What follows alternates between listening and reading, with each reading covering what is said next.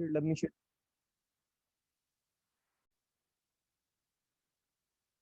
So let's get started. Let me share the screen with you.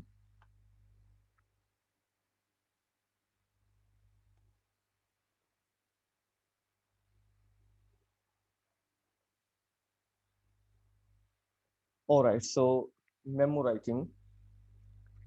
So basically, what is memo? So it is the definition of the first point is the definition of memo, that memo is used for communication within an organization. So the important phrase here to understand is within an organization. Okay, कि यानी जो भी communication आप करते हैं एक organisation के अंदर अंदर जो भी आप कम्युनिकेशन करते हैं, और the medium we use for that is memo. यानी कंपनी के अंदर ऑर्गेनाइजेशन के अंदर रहते हुए हम जो कम्युनिकेशन करते हैं, यानी इंटरनल जितनी भी कम्युनिकेशन होगी, ठीक है, वो हम मेमो के जरिए ही करते हैं। Important means by which the employees of a company communicate with each other, चाहे वो एम्प्लॉयर हो चाहे एम्प्लॉइज हो, whenever they communicate, written communication की हम बात कर रहे हैं, remember हम oral की communication की बात नहीं कर रहे हैं, या informal communication की chat की बात नहीं हम कर रहे हैं, we are talking about written communication. So whenever the employees want to communicate with the employer, or the employer wants to give an order or anything, they want he or the employer wants to talk to the employees, तो वो भी क्या करेंगे, they would use memo. All information is on a single topic. Usually क्या होता है, memo जो होता है that is about specific topic. For example, you are going to convene a meeting. आपने एक meeting convene करनी है, call करनी है, और meeting है जी for example how to implement COVID SOPs for example. तो ये एक ही topic है, एक single topic है कि implementation of SOPs related to concerning uh, COVID-19. All right. तो अब ये सिंगल टॉपिक है, और may be meeting about financial crisis for example, या meeting on the latecomers, ठीक है, जो लेट आते हैं उनके बारे में मीटिंग होगी। ऑलराइट, या how to avoid risk in the department और इन द इंडस्ट्री, कि रिस्क से कैसे जो है ना वो अब उसको अवॉइड किया जाए, ठीक है, तो उसके मुतालिक मीटिंग हो सकती है। तो टॉपिक एक ही रहेगा, सिंगल इसका टॉपिक होगा, और यूजुअली ये एक पेज का होता है मेमो जो है ना, जनरली एक पेज का होता है, एक पेज के ऊपर ही आप जो है ना वो सब कुछ लिखते हैं। Short form of the word memorandum. अब जो मेमोरेंडम है उसकी शॉर्ट फॉर्म हम उसको मेमो बस कह देते हैं, MEMO, ये वाला, ठीक है, we just take 4 letters memo, और हम पूरा मेमोरेंडम नहीं कहते हैं। So what did we learn from this? कि memo is used when we communicate internally within an organization. ये important है, ये याद रखना है आपने, ठीक है। So whenever communication happens within an organization, we use the medium memo. और इसका ये सिंगल टॉपिक होता है, यूजली सिंगल पेज पे होता है, और मेमोरेंडम की शॉर्ट फॉर्म है। Memos are written to a wide range of audience. जाहिर बात है, आप एक मेमो लिख रहे हैं, फॉर एग्जांपल एक मीटिंग आपने बुलानी है, यू हैव रिटन मेमो, तो वो एड्रेस करेगा मल्टीपल ऑडियंस को, यानी वो मेमो जो है वो आपका वो जो मेमो है वो आपका जो है वो लेट से आपका बॉस भी पढ़ रहा होगा, ठीक है, आपका कोलीग भी पढ़ेगा, आपका सुपरवाइजर भी पढ़ेगा, और आपके सबॉर्डिनेट्स भी पढ़ेंगे, ठीक है। तो उसकी सर्कुलेशन जो है वो मल्टीपल रेंज जो ऑडियंस उनके पास जाएगी, for example supervisors, coworkers, subordinates, colleagues, तो इन सब के लिए यानी एक ही मेमो इन सब के पास जाता है, ठीक है। Memos are usually copied, they are sent to many readers, ठीक है। आमतौर पे इनको हम कॉपी भी कर सकते हैं, for example one memo is being written, तो फिर हम क्या करते हैं, we generate several copies of that memo, and then we disseminate, and then we send those memos to different departments. For example, uh, let's understand this with an example relevant to our university. For example, CC से ये vice chancellor की तरफ से कोई order आया है, कोई information आई है, तो अब क्या करेंगे, उसको हमने डिसमिनेट करना डिफरेंट डिपार्टमेंट्स में।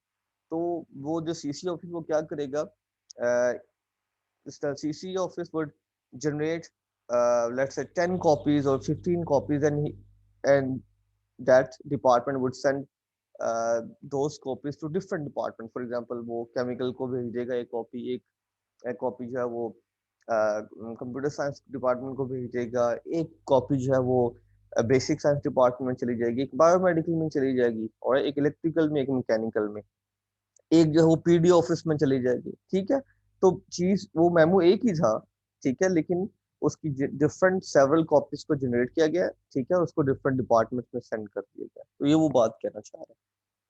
A memo sent to a boss could be read by the entire department. ये भी हो सकता है। फॉर एग्जांपल, आपको होता है ना कि लेट्स से चेयरमैन को एक लेटर आया है या मेमो आया है, ठीक है, तो क्या होगा, अब वो सबसे पहले डायरेक्ट चेयरमैन के पास नहीं आता, वो एक जो डिपार्टमेंट का जो जो चेयरमैन को रिप्रेजेंट करने वाले होते हैं उनके पास वो लेटर आता है। ठीक है, फिर वो लेटर चाहता है कि जी ये लेटर आया है, ठीक है, उसका वो वहाँ पे रिकॉर्ड करते हैं, तो वो भी पढ़ रहे होते हैं कि ये लेटर क्या है क्या है, फिर उसका रिकॉर्ड मेंटेन करते हैं, वो उसको फाइल में लगाते हैं। ठीक है, ठीक, फॉर द डॉक्यूमेंटेशन पर्पसेस, ठीक है, for the record keeping purposes. तो वो सबको पता चलता है कि यार क्या आया है ये ऑर्डर या क्या है memo. A major components of interpersonal communication, यानी इंटरपर्सनल कम्युनिकेशन जो आपने करनी है, ठीक है, उसका एक सबसे जो अहम कंपोनेंट है वो मेमो कंसिडर किया जाता है।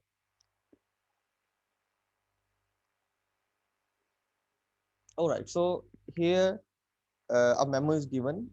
For example, जब आप इसका थोड़ा सा मैं आपको थोड़ा सा इसका ओवरव्यू देता हूँ, how to come up and how to approach memo writing. Memo लिखा कैसे जाता है, इसको हम कैसे अप्रोच करते हैं। तो जिस तरह हम ईमेल लिखते हैं, लेटर लिखते हैं, कि हम टू से स्टार्ट करते हैं कि हम सेंड किसको कर रहे हैं, ठीक है, फिर हम फ्रॉम फ्रॉम हम किसकी तरफ से ये मेमो लिखा गया है, acting director planning and regulatory, किस डेट को लिखा गया, ये डेट अब मेंशन करते हैं, और उसके बाद सब्जेक्ट क्या था, उसका मौजू क्या था, ठीक है, व्हाट वाज द सब्जेक्ट, बात क्या कही गई है इस मेमो के अंदर, तो वो मेंशन की जाती है। उसके बाद क्या होता है, एक दो तीन पैराग्राफ के अंदर आपने जो भी मेमो का सब्जेक्ट था उसको आप एक्सप्लेन करते हैं, जो भी आप उनको हदायत देना चाहते हैं, जो भी आप मीटिंग का एजेंडा बताना चाहते हैं वो आप यहाँ बता देते हैं, ठीक है, एंड दैट्स इट। ये इसका यानी कि बेसिक स्ट्रक्चर है। इसको हम डिटेल में आगे नेक्स्ट स्लाइड्स में हम देखते हैं, ठीक है, अभी जस्ट सब कुछ मैंने एक ओवरव्यू दिया है कि जैसे हम कोई लेटर या एप्लीकेशन या ईमेल लिखते हैं ना, तो उसी तरह का इसका सारा स्ट्रक्चर है, वो खास इसमें डिफरेंस नहीं है। अब let's talk about uses of memo. हम मेमो लिखते क्यों हैं, ठीक है, तो इसका कुछ उसके यूजेस हैं।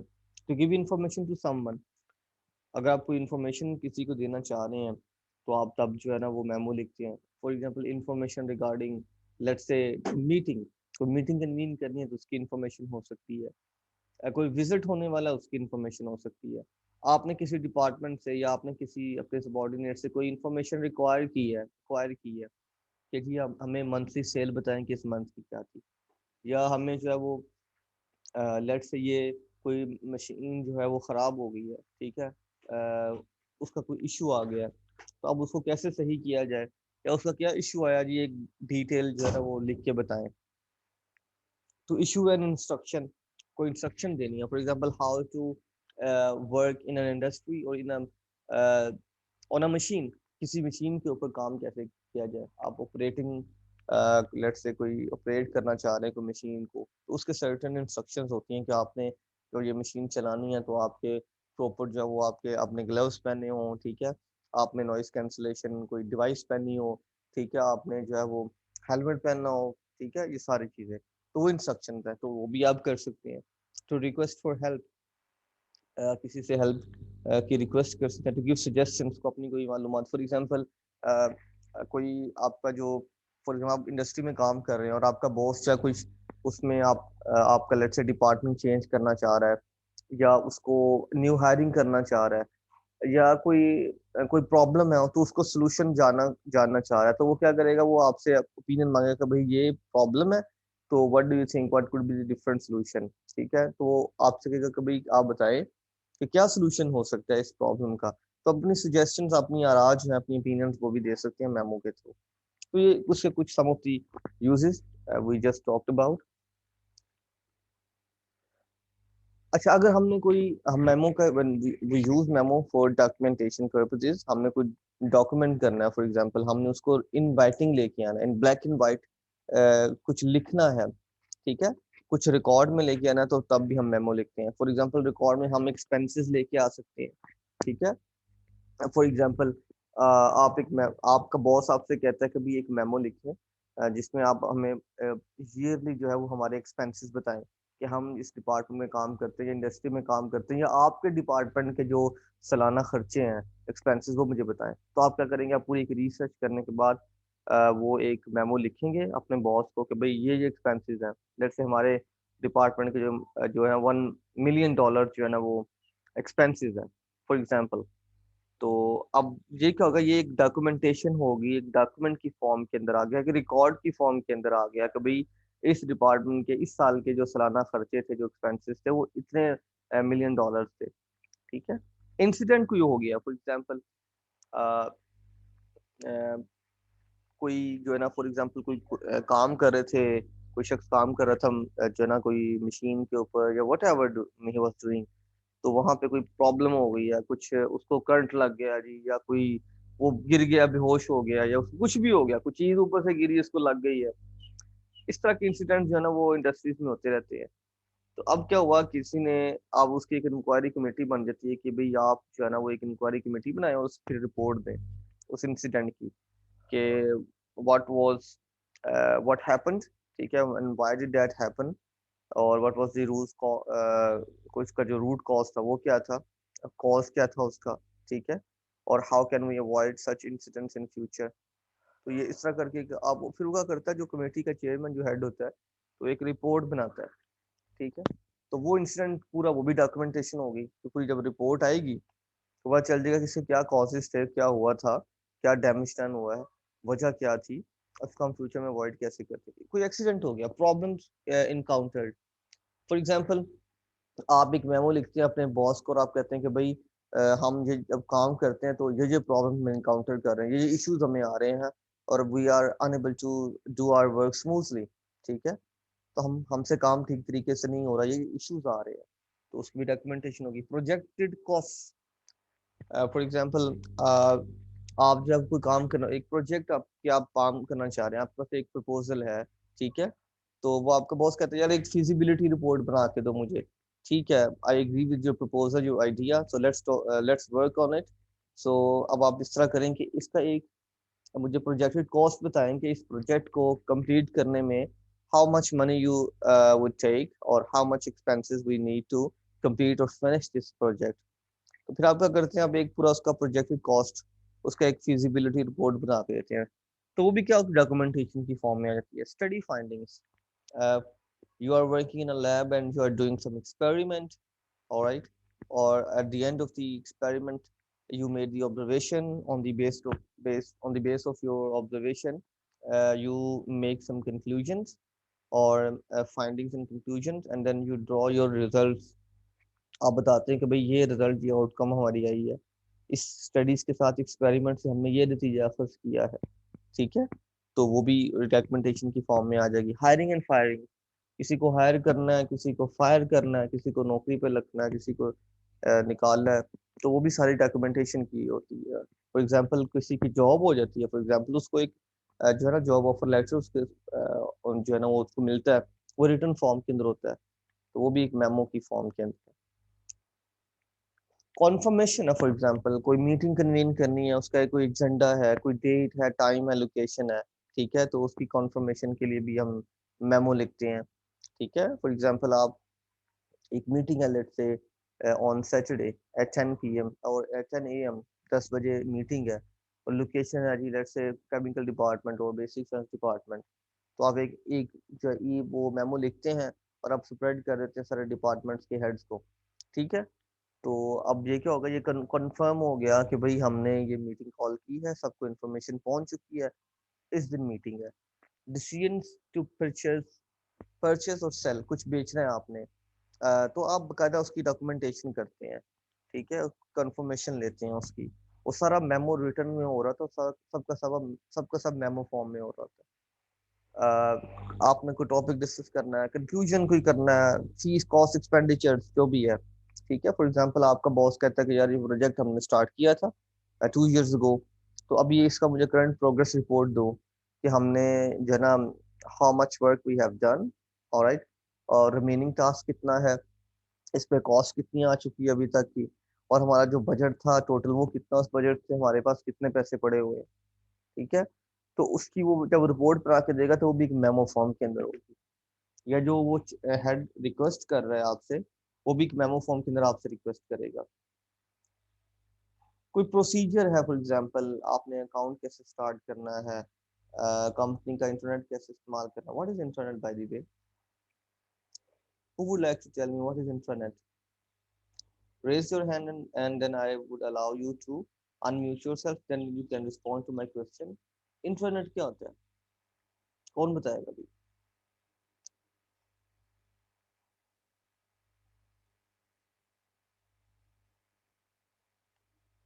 Are you listening to me? Are you there? सोए तो नहीं हुए आप लोग?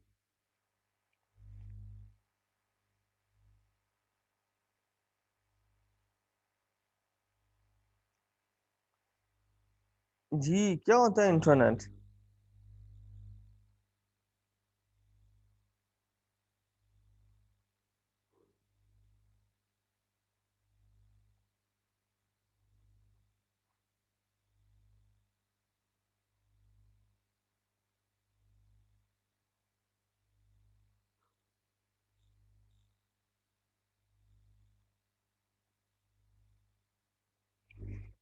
हाँ जी, कोई पता नहीं है। ओके, इंटरनेट बेसिकली होता है जो इंटरनल कम्युनिकेशन का सिस्टम जो होता है। Okay Sara, would you like to respond?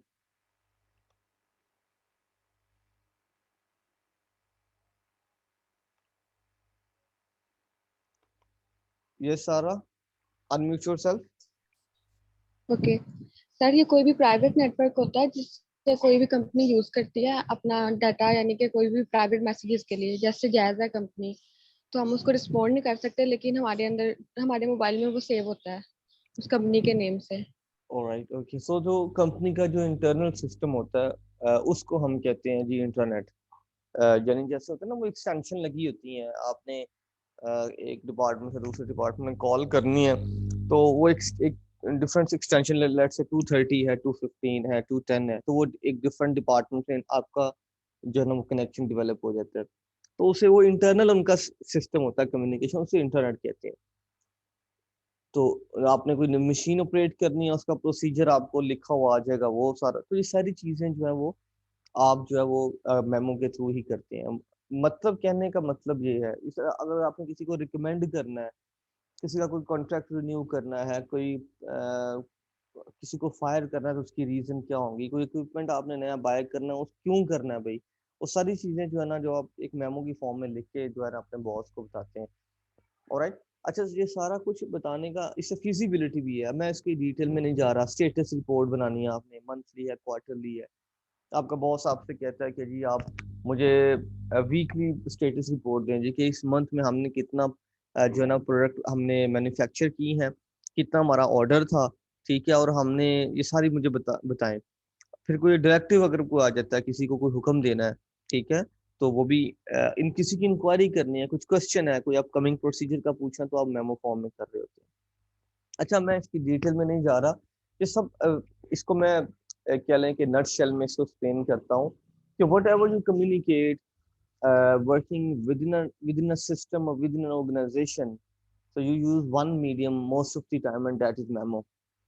जो भी आप काम करते हैं, जो भी कम्युनिकेशन आप करते हैं एक ऑर्गेनाइजेशन के अंदर रहते रहते हैं, वो सारी की सारी मेमो फॉर्म के अंदर होती है, वो चाहे कुछ भी हो। अब हमने कितनी उसकी डिफरेंट टाइप्स, उसकी डिफरेंट जो आप कह लें कि एंगल्स हैं, एस्पेक्ट्स, हमने इसको डिस्कस कर लिया, डिफरेंट टाइप्स ऑफ, जैसे स्टेटस रिपोर्ट है, डायरेक्टिव इंक्वायरी है, रिकमेंडेशन है, फायर करना है, हायर करना है, कोई नया इक्विपमेंट खरीदना है, कुछ भी करना है, कोई मीटिंग कन्वीन करनी है, ठीक है, कोई मंथली रिपोर्ट आपको चाहिए, so सारा कुछ जो है वो एक मेमो की फॉर्म में यानी वो जो जितनी कम्युनिकेशन होती है उसको हम कहते हैं ये मेमो फॉर्म में हो रही है, हम मेमो लिखते हैं, ठीक है। अब now question arises how to write a memo, लिखते कैसे हैं मेमो, ठीक है, उसका स्ट्रक्चर क्या है।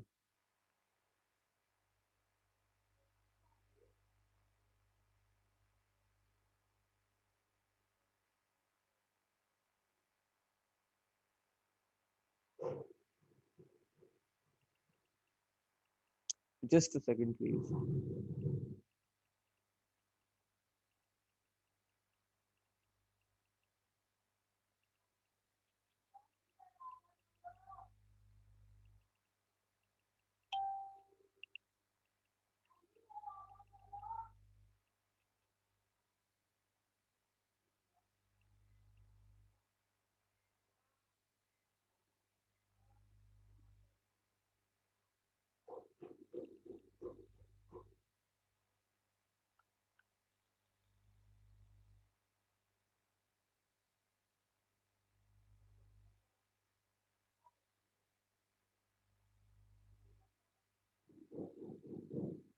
ऑलराइट, सो अब हम बात करते हैं, let's talk about structure of memo, कि मेमो का स्ट्रक्चर, दैट्स वेरी इंपॉर्टेंट, ठीक है, क्योंकि आपने जो पेपर में लिखना होगा या आपको असाइनमेंट आएगी तो उसके अंदर आपने बेसिकली इसी स्ट्रक्चर को फॉलो करना है।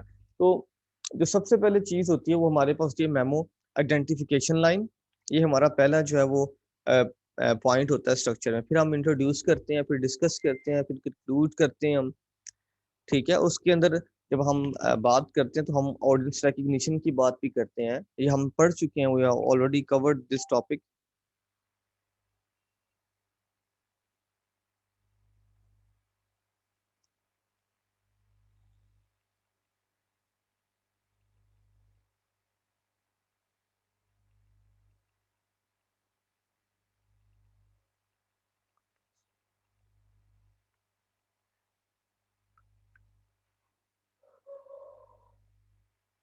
Alright, so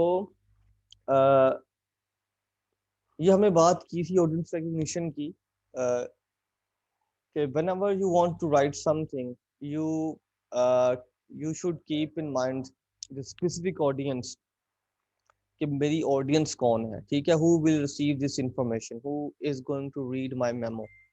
So you plan your writing, you tailor your writing according to your audience, according to the receiver. जिस तरह का बंदा आगे उसको पढ़ने वाला होगा उसी तरह की आप राइटिंग करेंगे, ठीक है। अब for example, if the receiver of your memo is your boss, so your writing style would be different, your choice of words would be different, the style or tone would be different. लेकिन अगर आप अपने colleague को या subordinate को भेज रहे हैं तब आपकी ऑडियंस, आपकी जो लैंग्वेज है या स्टाइल है वो डिफरेंट होगा, ठीक है। ये the same is case when we talk to our friends, जब हम अपने दोस्तों से बात करते हैं तो हमारा टोन स्टाइल, ठीक है, जो अल्फाज का चुनाव होता है वो बड़ा डिफरेंट सा होता है। लेकिन जैसे ही हम अपने पेरेंट्स से बात करते हैं या इवन अपने डिपार्टमेंट के लेट्स से हेड से या किसी टीचर से बात करते हैं, तो हमारी जो टोन है, जो अंदाज है, जो बॉडी लैंग्वेज है, टोटली चेंज हो जाती है, क्योंकि जाहिर बात है ऑडियंस वेरी करती है तो हमारा स्टाइल बदल जाता है। तो same is the case with memo writing, कि जब आप मेमो लिखते लिखते हैं तो आप पहले देखते हैं कि यार ये लेटर, ये सॉरी, ये जो मेमो है ये किसके पास जा रहा है, कौन पढ़ेगा, मेरा बॉस है, मेरा सबॉर्डिनेट है, ठीक है, या मेरे जो है वो कोलीग्स हैं या सुपरवाइजर है, कौन है, या ये डीएम के पास जा रहा है, या जो इंडस्ट्री का जो जीएम है, जनरल मैनेजर या सीईओ, उसके पास ही लेटर जाना है या मेमो जाना है। तो फिर आप बड़े केयरफुली उसको डिजाइन करेंगे, उसको बनाएंगे कि यार इसमें कोई मिस्टेक ना हो, कोई स्पेलिंग मिस्टेक ना हो, कोई ग्रामेटिकल मिस्टेक ना हो। इसी तरह जो पिटफॉल्स हमने डिस्कस किए थे वो मैं यहाँ पे ऐड ना कर दूं। तो पूरी तरह आप उसको थॉरोली लिख के बार बार उसको रिवाइज करेंगे। किसी दोस्त से कहेंगे यार ये देखना इसमें कोई गलती तो नहीं है, ठीक है, मैं ये जो है ना जीएम को ये लिख रहा हूँ, ठीक है। तो अ, जो रिसीवर है वो आपकी राइटिंग का स्टाइल बदल देगा, तो इसलिए हम यहाँ पे जो है ना वो ऑडियंस रिकग्निशन की बात करते हैं, ठीक है। और फिर आ जाता है अप्रोप्रिएट मेमो स्टाइल एंड,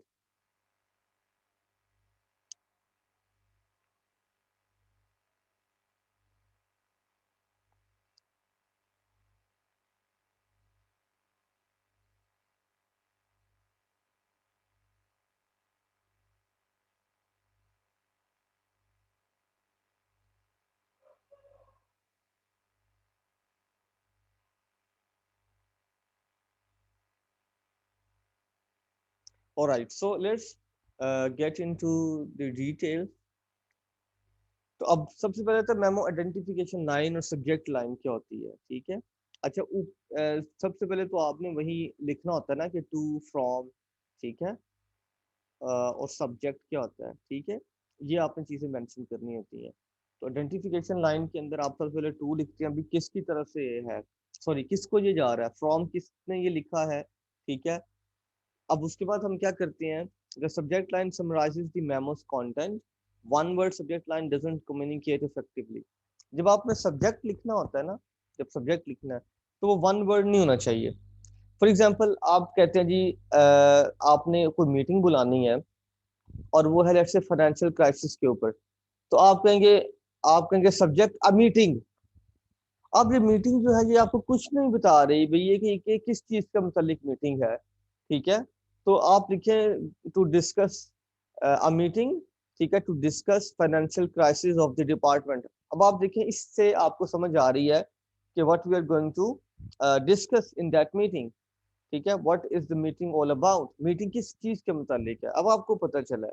लेकिन अगर सिंपल लिखे थे मीटिंग, तो कुछ नहीं पता चलना था कि यार ये मीटिंग जो है वो किस फाइनेंशियल क्राइसिस के मुतालिक है, मीटिंग छुट्टियों के मुतालिक है, मीटिंग पेरेस के मुतालिक है, मीटिंग जो है इम्प्लीमेंटेशन ऑफ एसओपीज के मुतालिक, किसके मुतालिक है। तो जो आपका सब्जेक्ट है वो कभी भी, जो सब्जेक्ट लाइन है वो कभी एक लफ्ज की नहीं होनी चाहिए, because that doesn't explain anything. आपको पता नहीं चलेगा कि यार ये है क्या। तो there should be two things in your subject line. जब आप सब्जेक्ट मेंशन करते हैं, चाहे ये ईमेल का है, चाहे ये लेटर का है, चाहे ये मेमो का है, चाहे ये प्रपोजल का है, जो सब्जेक्ट है उसके अंदर दो चीजें होनी चाहिए।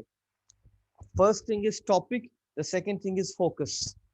यानी आपकी जो सब्जेक्ट है उसके अंदर टॉपिक होना चाहिए, फोकस होना चाहिए। टॉपिक का मतलब क्या है कि वो उसका उन्वान क्या है, और फोकस क्या है कि उस मीटिंग के अंदर जो हम कंसंट्रेट करेंगे, जो हम बात करेंगे एक्चुअली वो क्या है, ठीक है। फॉर एग्जाम्पल मैं कहता हूँ, चलिए आगे हम बात करते हैं। फॉर एग्जाम्पल सेल्स, मैं कहता हूँ सेल्स। अब ये टॉपिक है सेल्स, तो फोकस क्या है इसका, ठीक है। अगर ये फोकस है तो टॉपिक क्या है इसका। सेल से हमें कुछ नहीं पता चल रहा है क्योंकि that is one word, subject एक लफ्ज है भाई। अब हमें से पता चला सेल्स का क्या मतलब है, किस डिपार्टमेंट की सेल है, किस मंथ की सेल है, किस वीक की सेल्स की बात की जा रही है, क्या मीटिंग है, कुछ समझ नहीं आ रहा। So it means we need to add more words और more phrases with that in order to make it more comprehensible, ठीक है। तो फिर हम क्या करेंगे, इसको हम चेंज करेंगे, ठीक है। अब देखिए नेक्स्ट देखें जी, a report on quarterly sales. अब देखिए ये टॉपिक है,